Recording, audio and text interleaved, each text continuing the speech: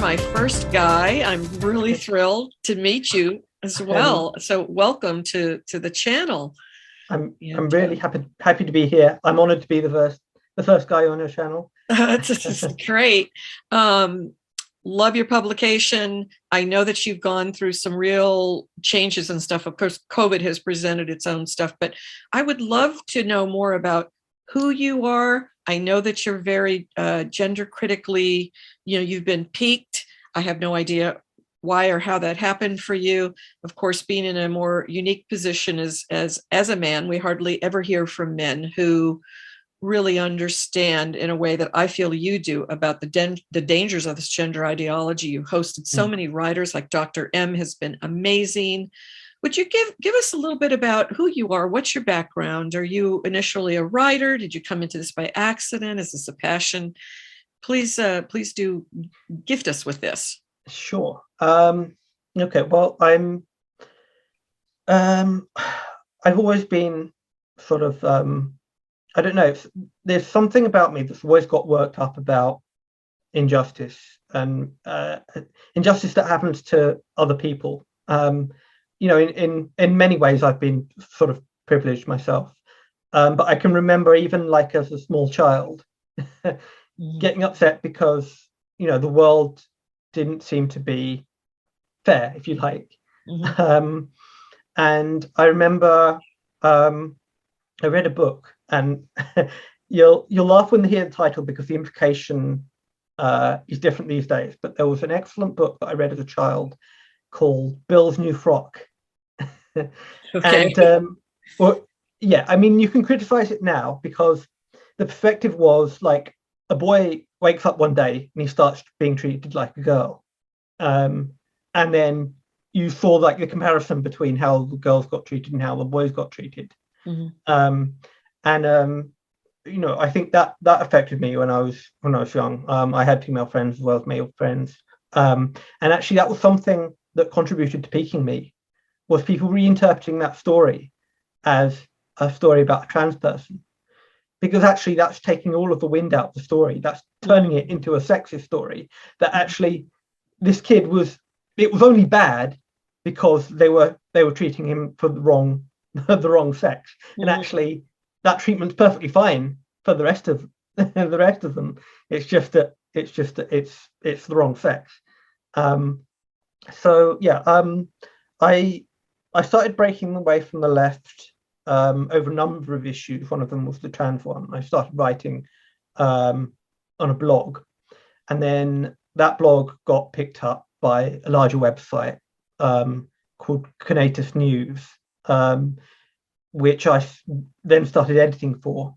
And it was great because they were publishing genuinely radical feminist voices. They were publishing all sorts. But eventually the editor-in-chief, who was another man, he got into a relationship with one of the other editors.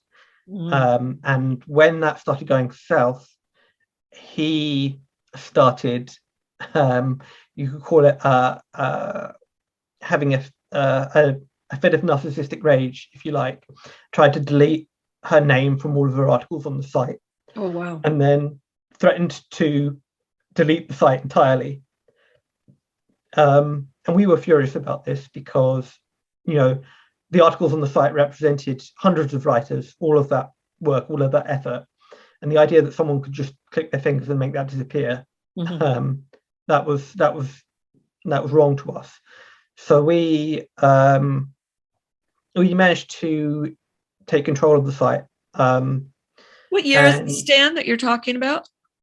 Sorry? What year is this that you're talking about? This was I think it was the end of 2017.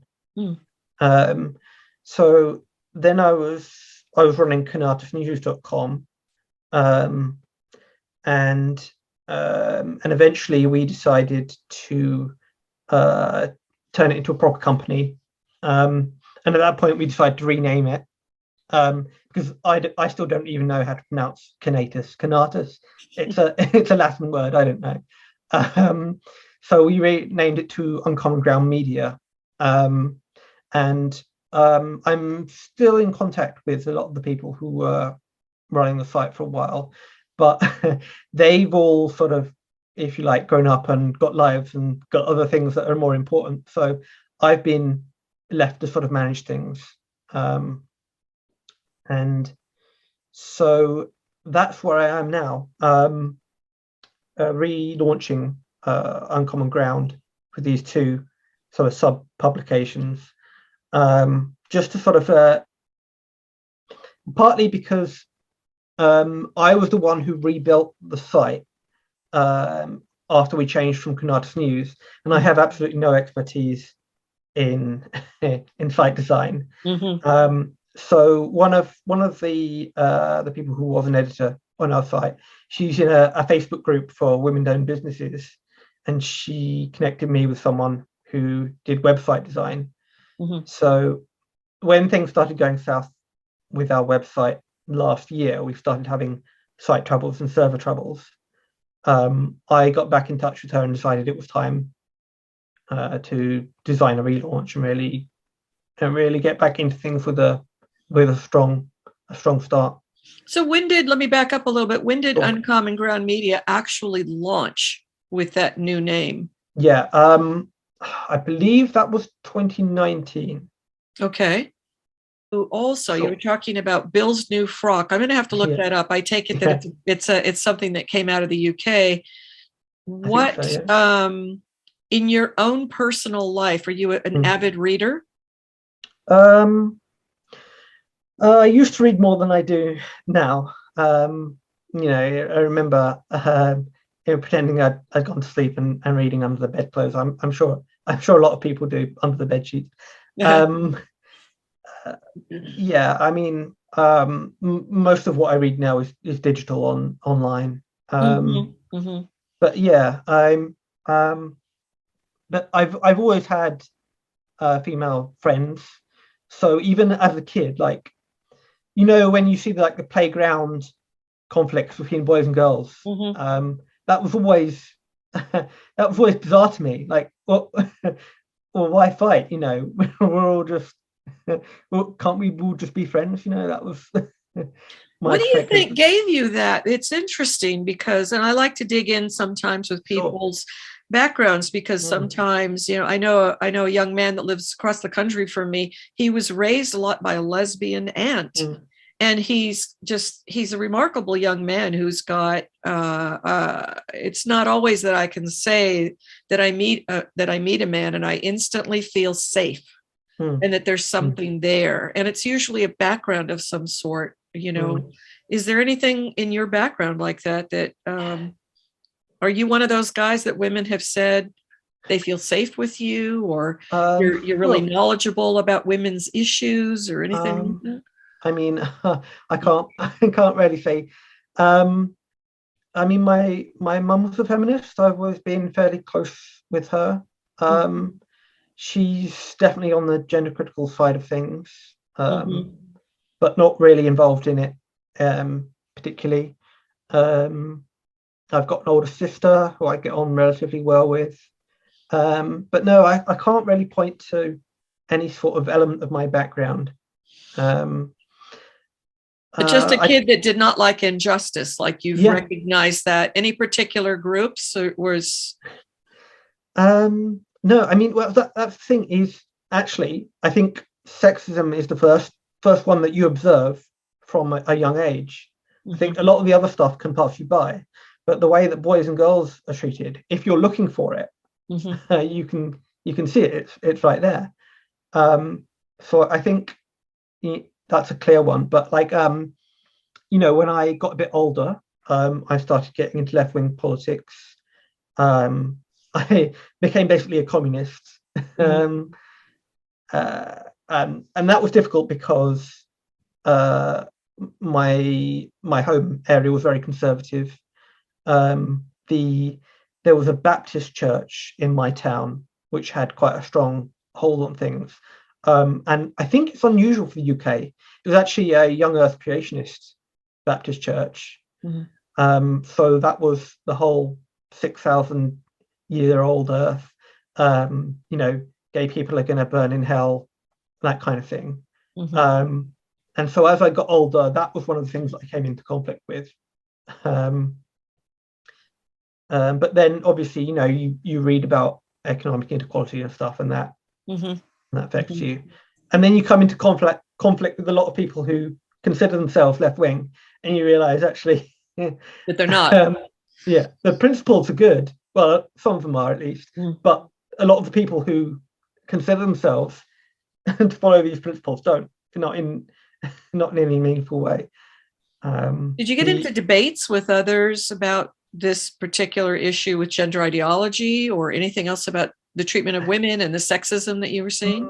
Well, I mean, when I got to university, I noticed that all the pressures, like to be a man, were still there.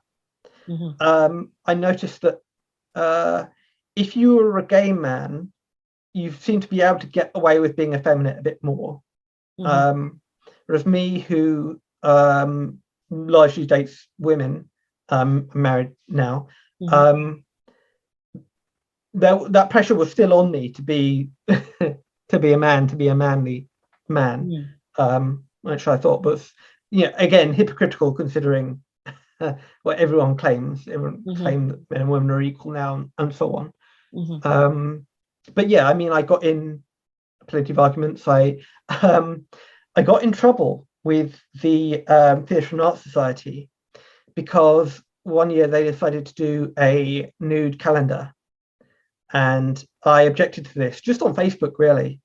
And it blew up into a big thing, and I was on the student radio about it. And again, it's sort of like, well, why me? I'm sure there are plenty of other people who were, but I ended up on the radio talking about it, and I attracted the ire of the entire Theatre and Art Society.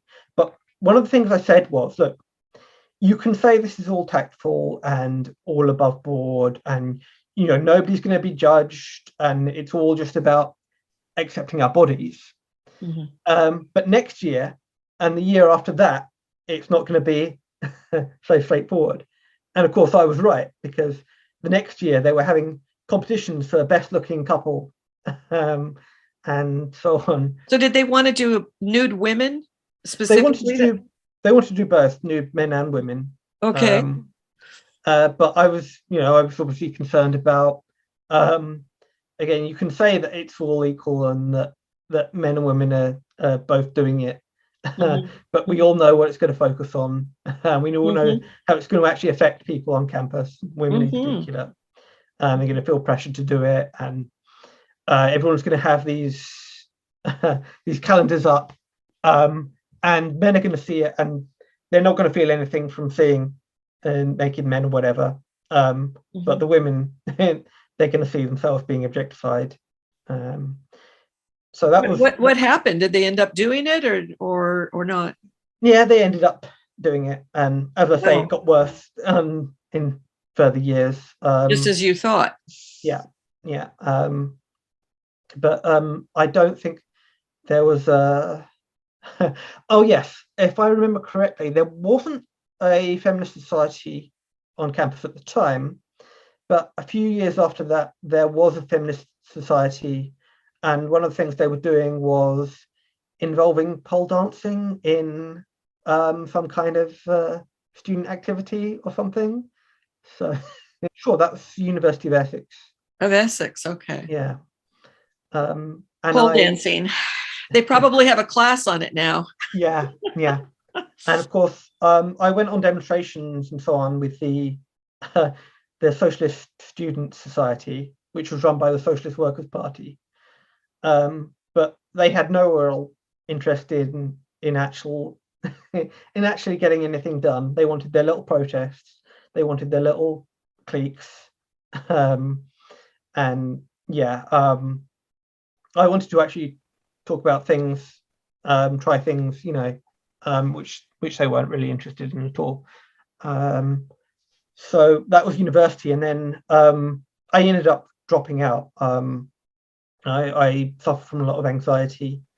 Had a bad breakup that year, which probably didn't help. But I was really not paying attention to my studies at all. And I started suffering getting physically affected, presumably by my stress and anxiety. So I just ended up going back home to my parents, sort of,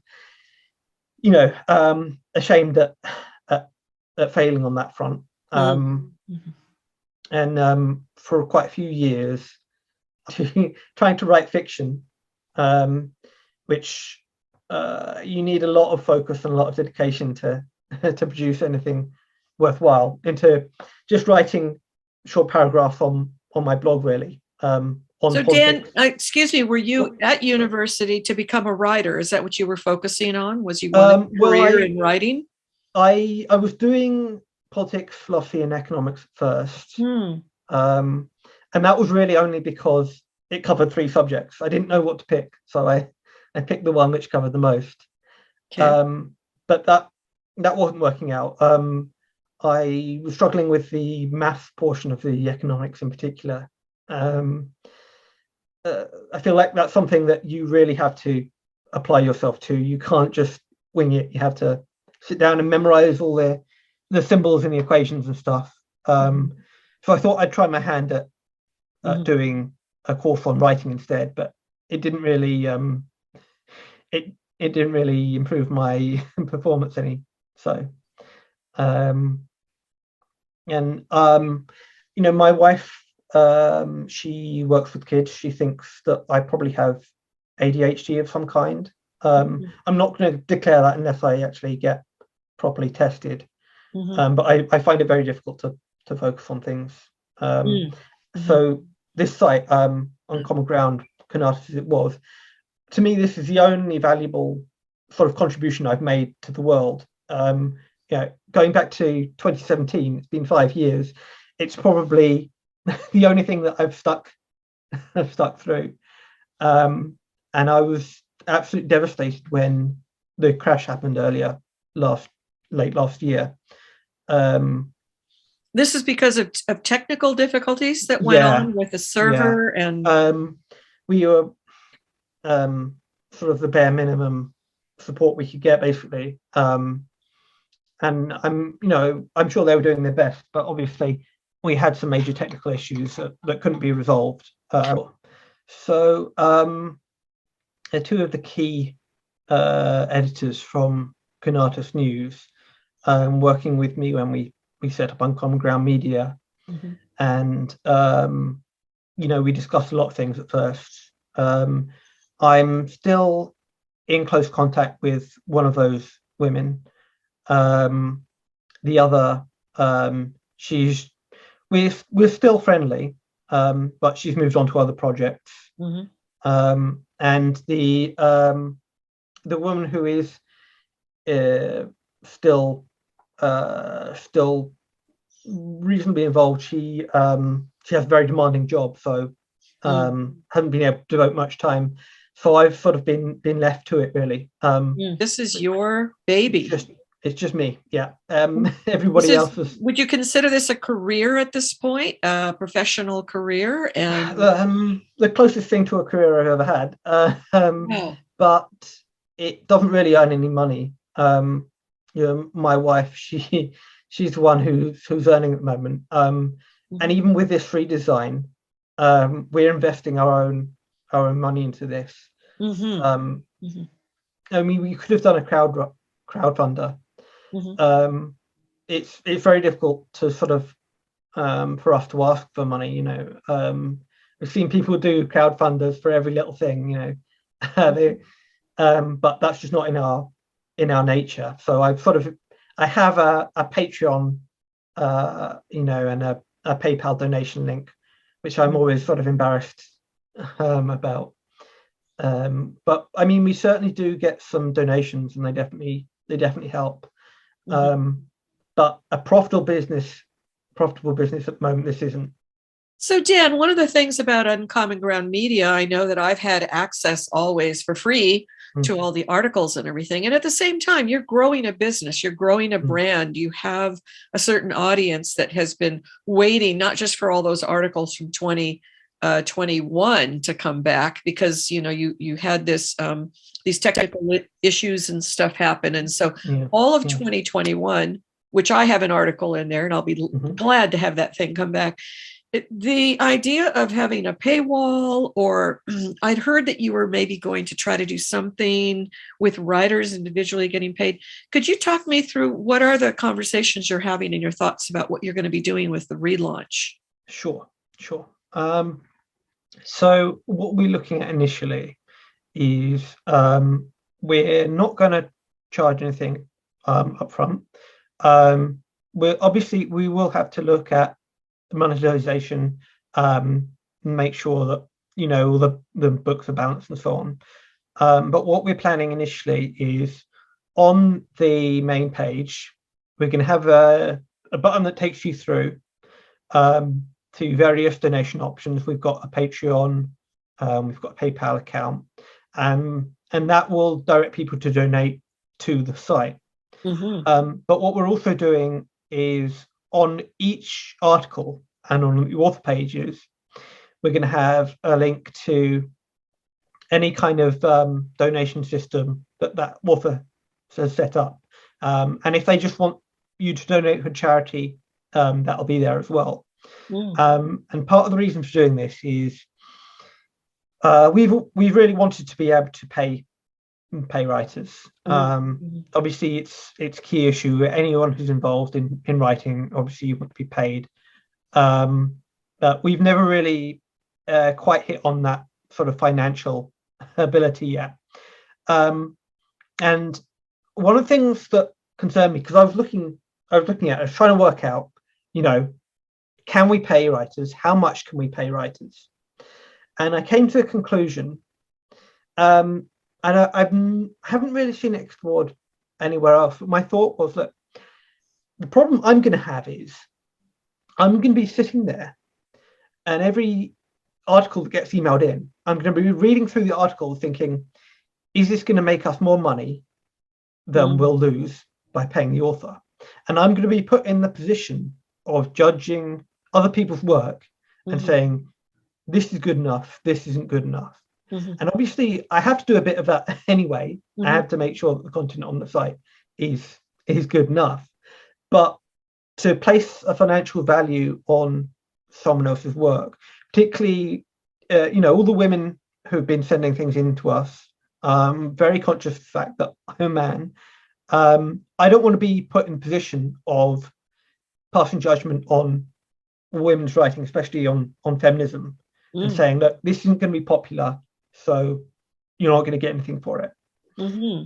Instead, what I want is for the audience to be able to say, look, I really love this article, it said something to me, and I want the audience to be able to donate directly to the author, without any hidden charges by us, just straight to them. And it's not as good as actually paying people for their work, but I think it's in the short term, it's the best approach that we could take as we were going through things. And I was thinking about how do we get money to the authors? Like, do you do it on views, or do you just give them a lump sum and say, oh well, just let people show their appreciation for the authors directly? It's a very innovative idea. I think it's interesting. I wonder, I like it right off the bat. It sounds very interesting. And I know a couple of authors that are regular writers that you've had, I won't name, that I would be like, yeah, I'd be, donating right away. But then separately, you're talking about having like a separate donation button that would be just for sort of like the maintenance of the site. A lot of people don't realize how much it costs to maintain a damn website. Yeah. And I know that's not your specialty. You're not a web, you're not a web person. You have to pay somebody when previously, because we're looking at all these things again now with the redesign of the site, but previously we were pretty much breaking even in terms of the ads that we were running on the site and the costs that we were spending to host the website, and it was broadly balanced each month. And then all the donations, the Patreon stuff, that was just covering any extras that we had to spend here and there. Um, Mm-hmm. so again, that's something that we're really going to have to look at. I think we're going to be able to get both a cheaper and a better hosting solution, fingers crossed.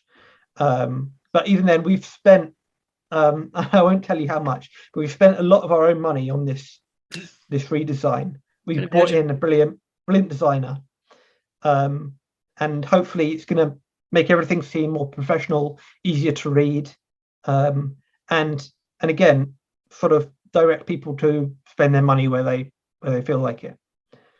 It's fantastic. Well, at the time that this will be released, your new site will be up and running. I'd like to go back a little bit. You were talking about leaving Canardus News and then starting Uncommon Ground Media. And this is a huge undertaking for somebody who has not, had a big history in this. And then you've got this sort of gender critical mind going on, this mindset, and you've got, obviously leftist leaning politics. I imagine you've had lots of conversations and arguments with people about these topics. How did you end up having so much pro-feminist material content come onto Uncommon Ground Media? Did you have to solicit, or were you flooded with offerings? As soon as Canardus News made clear that it was willing to publish radical feminist writing, then articles started coming into us.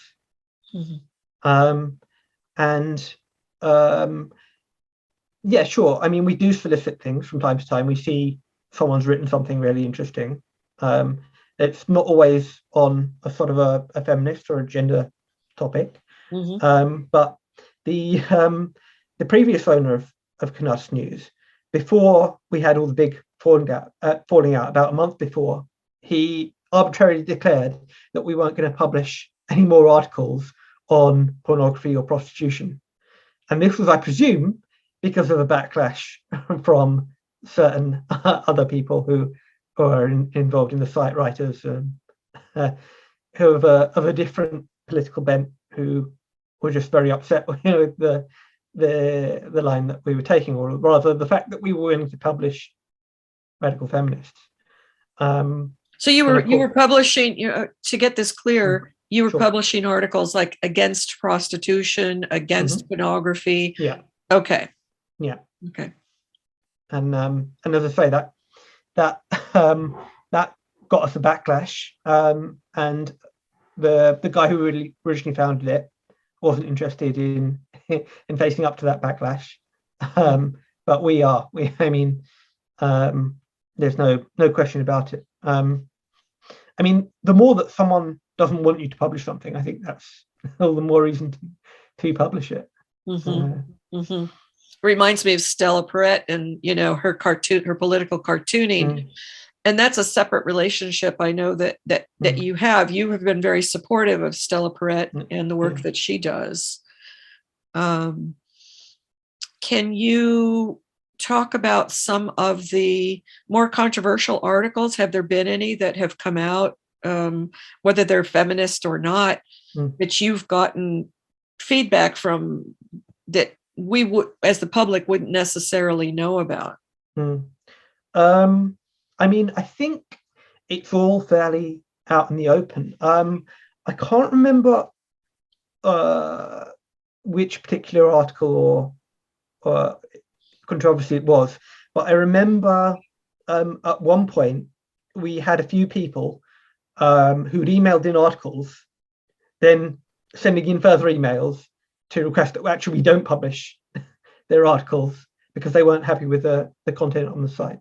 And as I say, I can't remember exactly what that was about, but we have certainly had controversies. Well, I mean, your Four Horsemen of the Apocalypse, the gender critical apocalypse article, got a lot of comments. It's one of the biggest articles we've ever had in terms of readership. Incredibly popular in terms of the amount of people who are reading it. Wow. I know it made a lot of certain people unhappy, but Yeah, I can't think of any. We've done a few. There was an article that was going into the history of a trans man or a trans identified female or a woman, if you like. And some people felt that it dug a bit too deeply into their background. It mentioned her daughter, something like that. Mm. Some people felt that was too personal and invasive. I, you know, I've been placed in the position of having to make judgments about, what we can and can't publish, and Mm-hmm. I never had any training on journalism, so I'm just doing the best I can.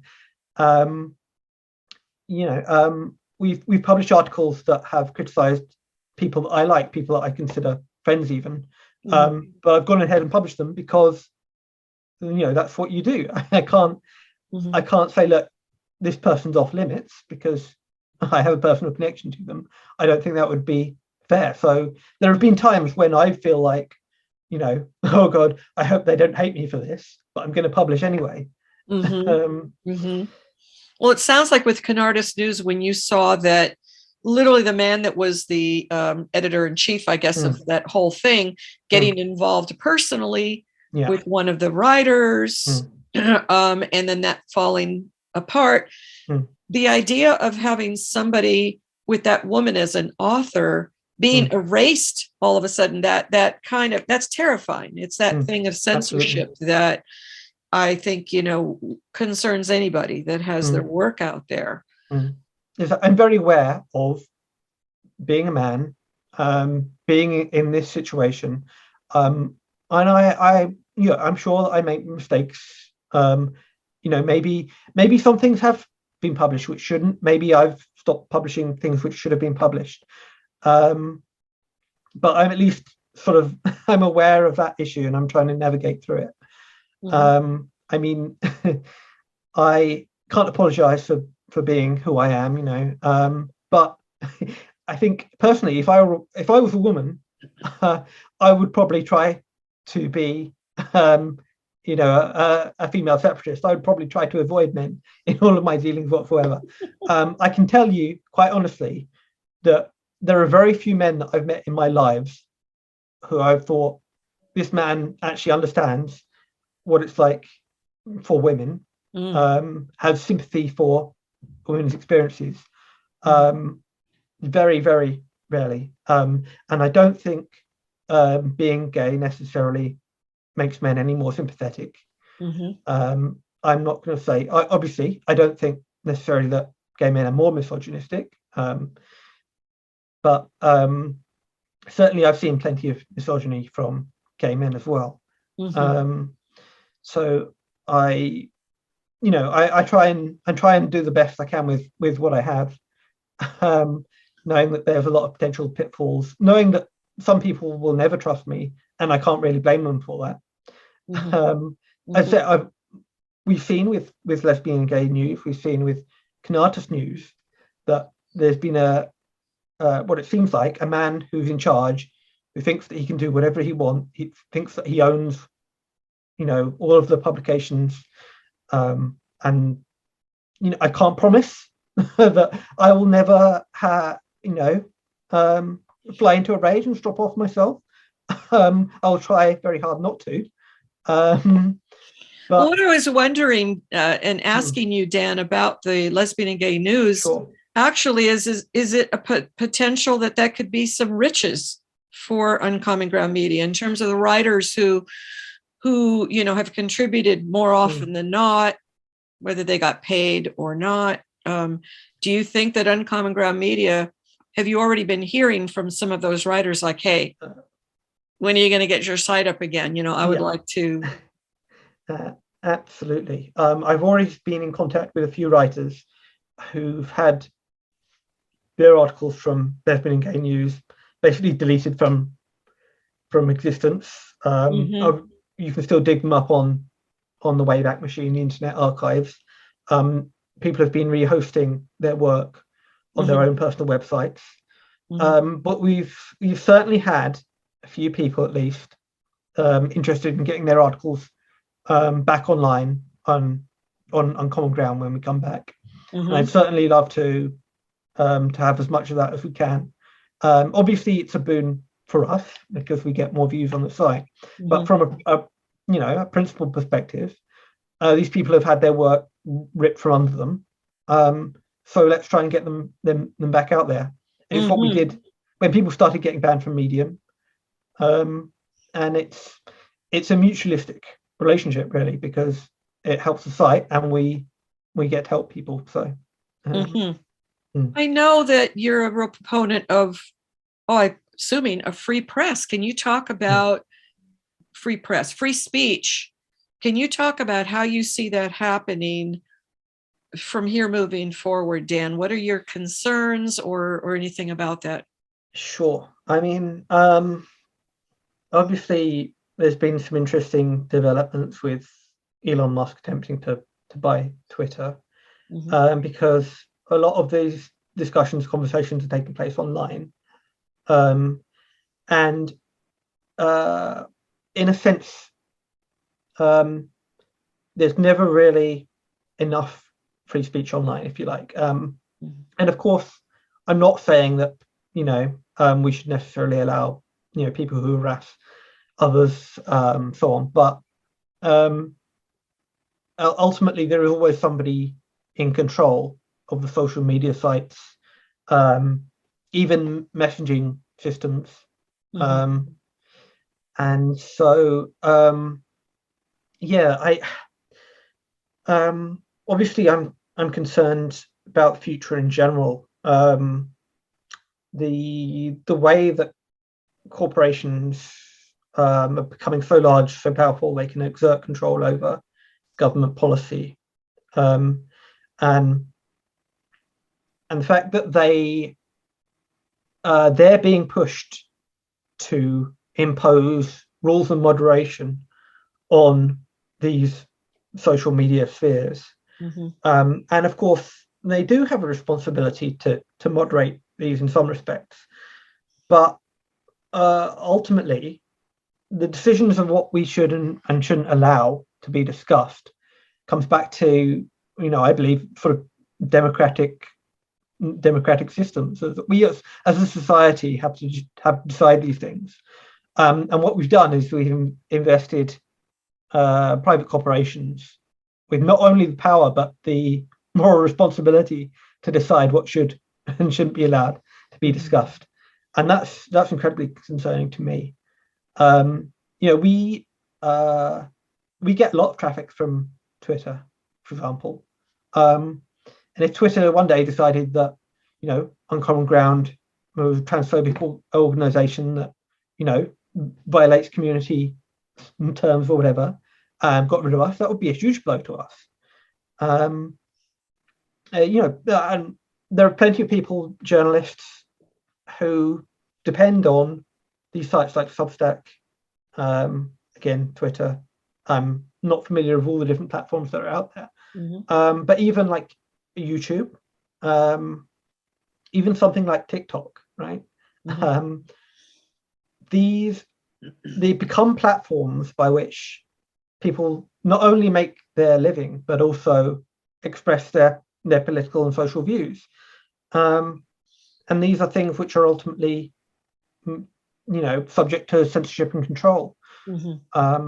I wrote an article a few years back on the influence that China was having on British universities, because so much money comes in from foreign students, and of course it's not their fault at all, but the Chinese market is massive for British universities.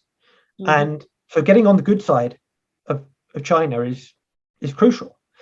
And so if China has a problem with what's going on at a British university, then a British university is likely to take that into account.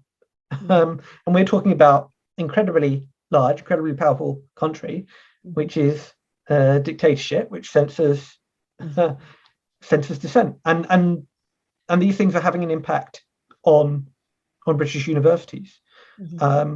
So in a way, I guess concern about free speech is becoming more international than before. Whereas before you would have a single country, and that country would decide, that government would decide you can't say this, you can't say that.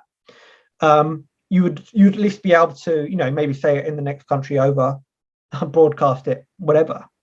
But we're seeing more of an international system of censorship, and that's incredibly concerning, because you could end up with nowhere to hide, if you like. When your site now, with the relaunch, you have all the articles that disappeared from 2021, and that's going to come flooding on to the new site. With that in mind, are you even soliciting for new writings, or do you have such a backlog that you're going to have to wait? What state are you in at this point? I mean, all of that content from 2021, that's all been pretty much restored. There might be a few errors here and there, but that's going straight back on the site. But that's not going to slow us down from publishing new things. We have plenty of stuff that people have emailed in over the past few months. I've got ideas for articles as well, but there's no such thing as too many articles being sent in at the moment. Make me work. Because the thing is, one of the reasons that I've ended up doing all this publishing, I used to write a blog once a week, but the thing is, it doesn't really matter who says something, as long as somebody is saying it. And I think so many of us are thinking things, and so many of us are afraid to say them. But the more that people say them, the more we're all encouraged to do more. I think, I was afraid of submitting articles. I didn't think my articles were good enough. Right. But in the end, and I know it's sort of cliche, but of course you're going to get rejected if you don't send anything in. I really think that what we need to see more of is people believing in themselves, believing in their own words, and just trying to get things out there, because it's it's a question of, do you see people saying the things that you want to be said? And if not, you should be saying them, because somebody's got to. And the first person who says it is going to kickstart a lot more people saying it. That's that courage calls to courage kind of concept. Is that what you're thinking? Yeah. And maybe I'm not putting it in the right words, but I really believe that people have more in them than they believe. I think that a lot of us could do with a lot more self-belief. I mean, there are certainly some of us who have too much self-belief, but your average person, I think that they are capable of more than they realize. I think if you've got something to say, you should really do your best to try and say it, not just wait for somebody else. Not just sit there and think, well, I'm sure that somebody else could put it better than I could. Because you saying it might encourage that person to then go on and say it. I mean, we publish things on our site, and that gets people thinking, and they send in their own articles. We've had plenty of sort of articles and then a response to the articles. A lot of the time I'm motivated by seeing things that I strongly disagree with on other websites, and that gets me going, and that gets me writing. If there's something that you don't like, write about it. If there's a journalist who you think is saying nonsense, write response, send it in. Chances are we'll probably publish it. Does Uncommon Ground Media, then, would you say that you have a mission in a way to want to publish authors, writers that would not necessarily get published somewhere else. In other words, it's controversial, in accordance with the political atmosphere that we're dealing with. Is that what you really want? Is that kind of content? Yeah. That's what we really want, is to give a platform to people who are being silenced, if you like. And of course, it doesn't apply with everything, doesn't apply with, every topic, but certainly on issues like feminism and so on, there is a concerted effort to squeeze people, women feminists in particular, out of the public sphere, out of public discussion. And we will do everything we can to buck that trend. And even within circles which are ostensibly willing to publish like gender critical articles, there is certainly there's still a lot of hesitancy, reservation, and if that's the way that they want to run their sites, fine. But for me, it's more important to get things out there than to be cautious, to be conservative, to be cowardly even.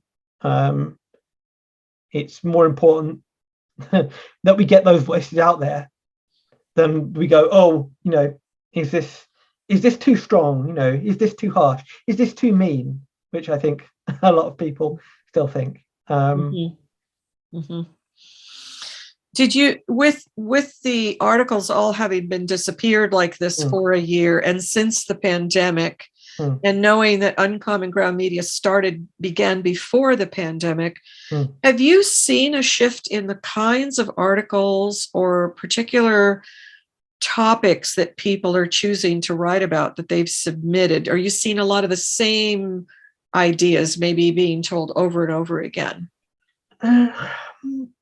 No, I mean, it's very rare that we sort of have to reject an article because it's retreading old ground. I mean, we probably publish more on the gender critical topic than anything else. But even there, there's rarely an entirely repeated sort of set of arguments. I think I think pretty much every article that's sent in is unique in some way. I can't think of many that really. And any that have focused around the pandemic specifically, like taken a political issue, and because of the pandemic, that's been integrated into the story somehow? Sure. At the start of the pandemic, we had a few articles discussing it.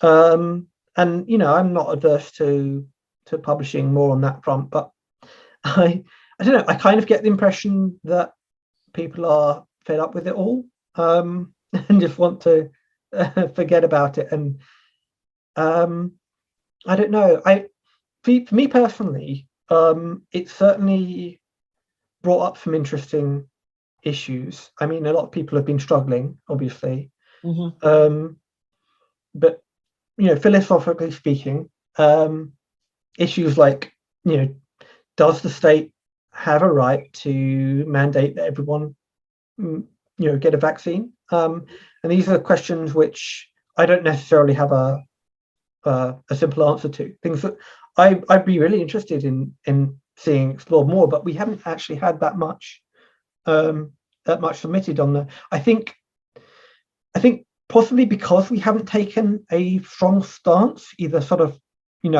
pro lockdown, pro vaccine, or anti. I think a lot of people with strong opinions have gone elsewhere. They've gone to publications which are entirely skeptical, or publications which are hammering down on that skepticism. But we haven't really taken a stance, and that's just if nothing else, that's just because more people haven't written into us about it. So. Which brings up it makes me very curious because as you and I were just talking about censorship a while ago, I wondered if Uncommon Ground Media was going to come out with something that, say, was from a writer that had very strong opinions about, whether it was opinions or facts of science about mask mandates, for example, the vaccines being forced upon the populace. And if you were to publish something that, say, was critical of the mask mandates or the vaccines at all, knowing that we go onto Facebook or you're on your own phone and anything that you're typing, or I know anytime when I put the directions in for a hospital, because I need to get there for whatever reasons, this immediately on my phone, make sure, you're going to be getting a COVID, blah, blah, blah, blah. And I thought, I wonder if for your publication, if there wouldn't be something like a warning, or maybe someone would complain and you could all of a sudden be hit with something where, oh, we're pulling this article, again, censorship because of the COVID issue, not gender critical. It'd be very interesting. And I wondered if it was something that you were pondering or having to look at. It sounds like you haven't even gotten there yet to have anything to be approached that way. It's only been a sort of a theoretical for us. I'm not personally very skeptical about the vaccines and lockdowns, but I think people have absolutely every right to say, hang on a sec, what's going on here, and question things, because if you can't question things, then how do you know? It's I think censorship is always the wrong route to take. People who censor things seem to me to be not very convinced about their own arguments. Right? They've got something to hide. They've got and I think that people who resort to censorship are already losing the argument, in my perspective. And anything in the future, you brought up about advertising. I think I can't remember if we've even hit on that, but can you tell me, do you know who your biggest the demographic is that pays attention to Uncommon Ground Media? Do you have age, sex, economic status, anything like that? Have you ever done a survey? Sure. The only data that I really have access to is the location data, and that's split pretty 50-50 UK and US, with a few people from elsewhere, but mostly UK and US. I think probably about 40% of each coming from the UK and US, and then the rest is that last 20%. Other English-speaking countries? Australia, New Zealand, and so on.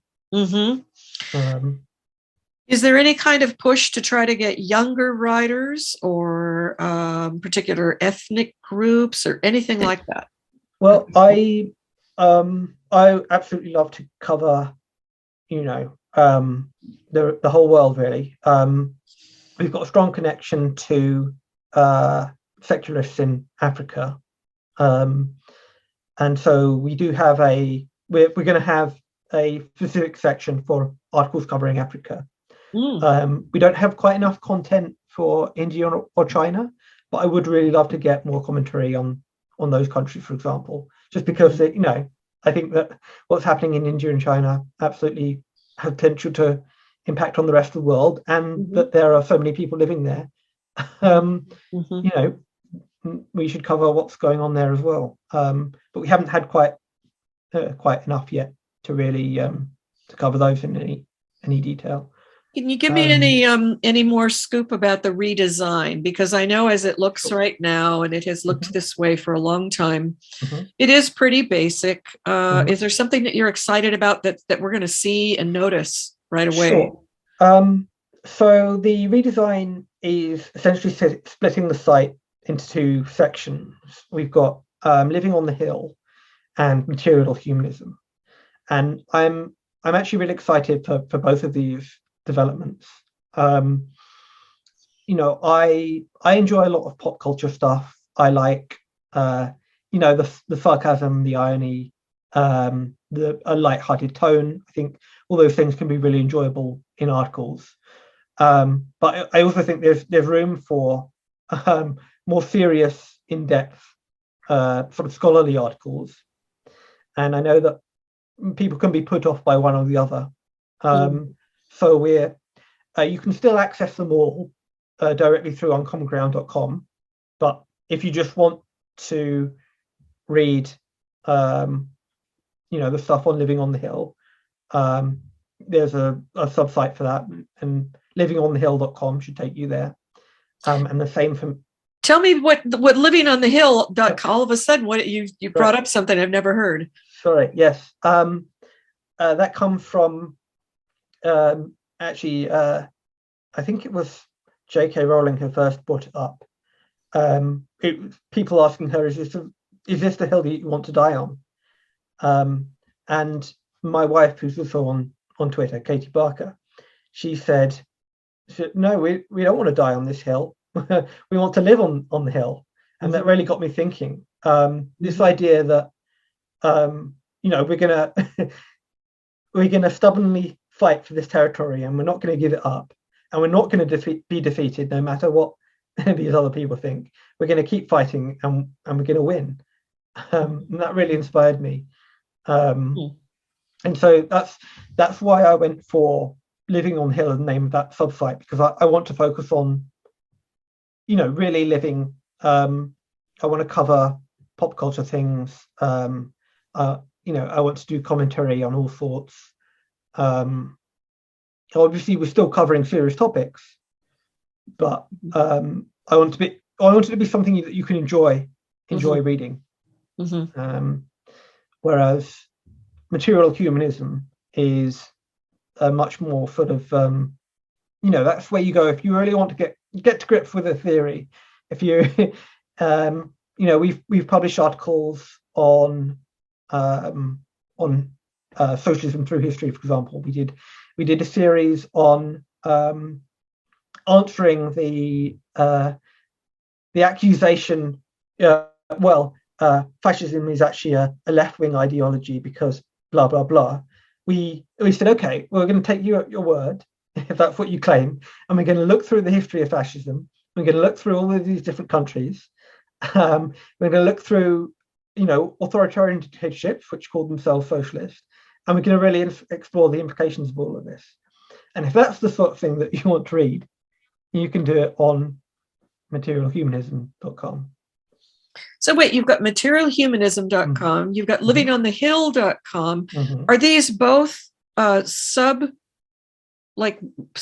sites from uncommongroundmedia.com, correct?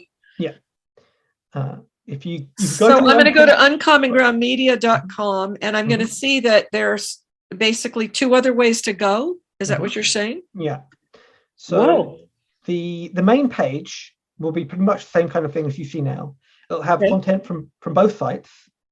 But if you're feeling like, look, I really don't want to have to scroll through anything that's too heavy, I want to hear about what's been going on. I want to see what people are talking about. I'll just click onto Living on the Hill and just say that I'm really picking my brains over this topic. I want to see what people have dug up on it. And you go to materialhumanism.com. So this is interesting. Are you going to have film reviews on the livingonthehill.com? And you said something about popular culture. Could you have somebody writing an article like when, for example, this Johnny Depp Amber Heard trial is over? Somebody could write a whole analysis about that, and it would go on the livingonthehill.com site. Absolutely. Yeah. Fascinating. Here's a question. When we go to magazines in general, and they have letters section, I was wondering if you've thought about that at all, separate from like the comments that are left under articles, like you were talking about with the Four Horsemen that had like massive comments. Yeah. Separate from comments on each article, are you going to have something that's a letters section that's just addressed to, the editor and what people would like to see, ideas, or do you only want to encourage that via email? That's really interesting. I hadn't thought about that. That's definitely worth looking into.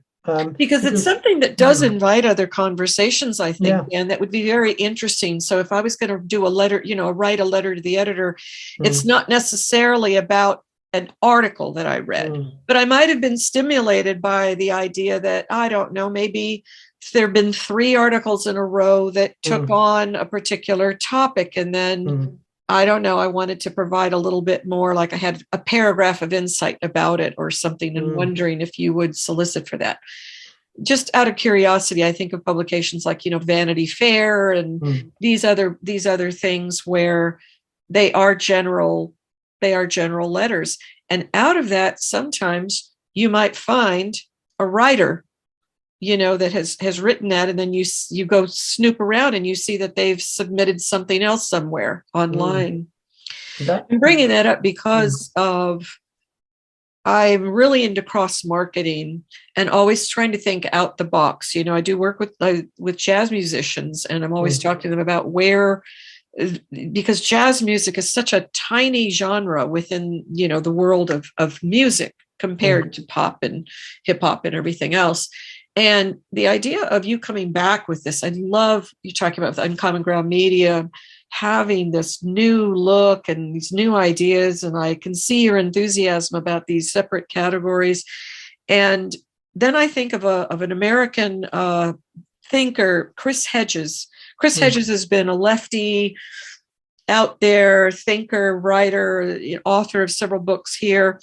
And recently he wrote an article about censorship and letting people know that, like, just because you have a Substack up doesn't mean that your stuff is going to last. He's saying that we're looking at censorship on so many levels. And I think about the idea of Uncommon Ground Media coming back. And if you were to do something that is sort of bringing back an old-fashioned sort of a thing, like letters to the editor, just letters, that would be something where people could feel that they're not necessarily writers of an entire article, but that, and separate again from making a comment about a particular article, something that could help that area of where censorship has happened. If people do start getting kicked off, there's Substacks where most people aren't necessarily full writers. They're just doing very short paragraphs. Yeah. And saying that they have a piece up on their blog. And it's not like Jennifer Billick doing the hours of research and a lot of other people I know. It's not here again in America with an Abigail Schreier spending hours of research before printing something and actually having an article. A lot of people just write a paragraph or two, or they have an opinion piece about something. And maybe that could be another avenue that would draw people to you. I'm always looking for you and how you're going to get money too. I know that it's one of those things that people struggle with, but I say right off the bat, I'm somebody who would contribute. Off camera, I was telling you a number of people that every month get $10 from me, and I'm just a working class person. But $5 a month here and there. Again, the platforms that accept money that can help people out. Like I love the buy me a coffee concept. People have been kicked off Patreon. They've been kicked off PayPal. Absolutely. And then all of a sudden they have no way, for income, and they're scrambling for other kinds of things. In setting up something, as you've been talking about the donation button, have you considered that, the possibility that if you have a donate button up for Uncommon Ground Media as a separate, way to support you and the maintenance site and everything, have you already looked into alternatives in case you get pulled for having a lot of otherwise controversial material, where you would have a finance site like that say, we don't want you anymore, we don't care if we're making money or not? That's definitely something that we need to look into. We need to make sure that, as you say, I think you cannot take anything for granted on the internet, that it's going to stay there. We haven't had any trouble with PayPal or Patreon or anything, but it is possible. I do believe there are alternatives that we can look into and explore if we start running into trouble. Yeah, we always got to think about staying on the hill. living on the hill, Yes. right? Yeah. How to keep things going. Absolutely. Is there anything, Dan, that we haven't covered at this point that you're thinking, and any encouragement you want to give people other than the courage calls to courage thing that you laid out? Doesn't sound like you do come. You've got in terms of politics, you've got your lefty background. You said something about communism. Do you consider yourself a card-carrying communist at this point, or have you sort of? I I read Emma Goldman, Rosa Luxemburg, and I thought that their critiques of Leninism were, well, they convinced me. I'm not a communist. I don't follow any one particular ideology. I think we should try and change the world for the better as much as possible. But exactly how, well, that's still an open question. I think that's something that we have to work towards. But we can't do it if we're still trying. If we don't know what a woman is, we don't know what. Yeah. Are you politically homeless at this point? I'm assuming maybe are you a Labour member, or what's your party? I am still technically a member of the Labour Party, yeah. But I am pretty much politically homeless. I'm hoping that we can all sort of coalesce together. You know, all of us who have been cast adrift, we've all got our own ideas and our own approaches, but I think the more that we talk and the more that we share ideas, the more that we might be able to build foundations for something going forward. Because I don't see much hope in, the current left-wing movements or anything else for that matter. And one last thing I'll ask you: who inspires you? Oh, so many people. I mean, great writers, yourself and Dr. M, my wife Katie Barker, she's brilliant.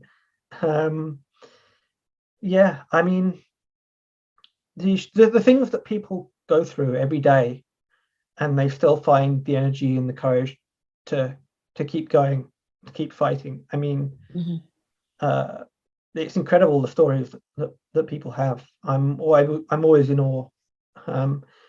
The things that people have accomplished. Yeah, everyone inspires me. And you said a lot of your reading these days, it's not that you're reading books necessarily, you're reading a lot of things online. Is there regular reading that you go to, particular platforms? Mostly just Twitter, I think, at the moment. I read a number of different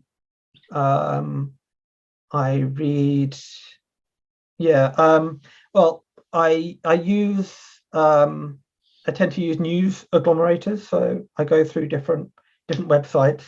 But I like the Atlantic, I like the New Statesman, the Observer. I say like, relatively speaking. But these are some of the sites that I go to. I mean, even the Telegraph has put out some good stuff. It's put out some rubbish too, but so is everywhere. How about the Daily Mail? Because I have found it so interesting that it's got a sensationalist angle, obviously, but they have put some really intense stories out there that nobody else has, involving all this gender ideology and the dangers of it, which I've found very interesting.